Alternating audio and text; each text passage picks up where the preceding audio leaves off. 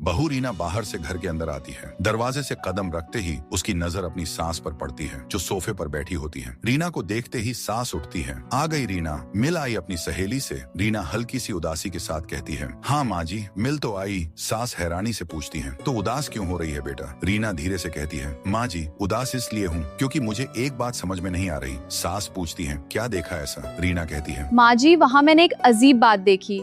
मेरी सहेली अपना अलग खाना बनाती है और उसकी सास अपना अलग। और ये बात सिर्फ उसी के घर की नहीं है, मैंने कई घरों में देखा है। एक ही छत के नीचे रहते हुए भी सास अलग खाना बनाती है और बहू अलग। क्या एक सास का खाना बनाना बहू को इतना भारी लगता है कि वो अपनी सास को 2 रोटी भी नहीं खिला सकती? सास हल्की सी मुस्कान के साथ कहती है, बेटा, वो रोटी तो बना सकती है, लेकिन वो चुगली किए बिना नहीं रह सकती। मतलब मैं समझी नहीं माँ जी। सास समझाते हुए कहती है, मतलब मैं समझाऊं बेटा? जब बहू पूरा दिन घर का काम करती है तो सास उसके हर काम में कमी निकालने लगती है। उसके बनाए खाने में भी कमी ढूंढती है। कभी कहेगी नमक ज्यादा है, कभी कहेगी मिर्च ज्यादा है, और फिर उसकी हर बात पड़ोसियों के पास जाकर बताती है। अब रोज रोज ये सब सुनकर बहू थक जाती है, टूट जाती है। फिर एक दिन हाथ जोड़कर कह देती है, बना लो और खा लो। अब सास होकर अगर ऐसी हरकतें करेगी तो बहू उसे अपनी माँ कैसे मानेगी?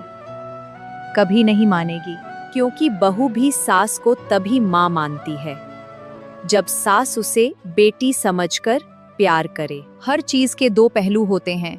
अगर किसी में अच्छाई ढूंढोगे तो अच्छाई ही नजर आएगी, और अगर बुराई ढूंढोगे तो सिर्फ बुराई ही नजर आएगी। रीना हल्का सा सिर हिलाते हुए कहती है, हाँ माँ जी, ये बात तो आप बिल्कुल सही कह रही हैं। सास मुस्कुराते हुए कहती है, बात तो मैं सही ही कहती हूँ बेटा। अब सोच, अगर मैं तेरे साथ ऐसा करूँ तो क्या तू मुझे खाना देगी? तू भी नहीं देगी। इसीलिए हर सास को ये बात समझ जानी चाहिए। रीना अपनी सास की समझदारी भरी बातें सुनकर हल्का सा मुस्कुरा देती है। अब आप बताइए, क्या सास ने जो कहा वो सच है?